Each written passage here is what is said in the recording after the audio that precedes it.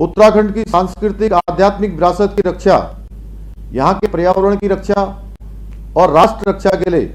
उत्तराखंड की सीमाओं की रक्षा, ये तीनों ही आज उत्तराखंड ही नहीं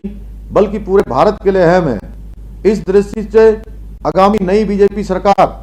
अपने शपथ ग्रहण के तुरंत बाद न्यायविदों, सेवानिवृत्त जनों, समाज के प्रबुद्ध जनों और अन्य स्टेक होल्डरों की एक कमेटी गठित करेगी जो कि उत्तराखंड राज्य के लिए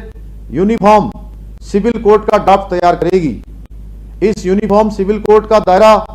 विवाह,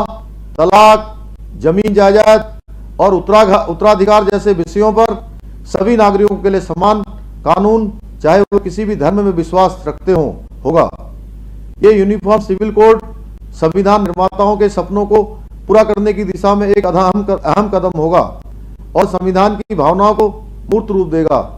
ये भारतीय संविधान के आर्टिकल 44 की दिशा में भी एक प्रभावी कदम होगा जो देश के सभी नागरिकों के लिए समान नागरिक संहिता की संकल्पना प्रस्तुत करता है। सर्वोच्च न्यायालय ने भी समय समय पर इसे लागू करने पर जोर ही नहीं दिया, बल्कि कई बार इस दिशा में कदम नहीं उठाने के लिए भी नाराजगी व्यक्त की है। साथ ही इस महत्वपूर्ण निर्णय में हमें गोवा राज्य से भी प्रेरणा मिलेगी, जिसने एक प्रकार के यूनिफॉर्म सिविल कोड लागू करके देश में एक उदाहरण पेश किया है, जिसका उदाहरण सुप्रीम कोर्ट के माननीय जजों द्वारा भी दिया गया है। उत्तराखंड में जल्द से जल्द यूनिफॉर्म सिविल कोड लागू करने से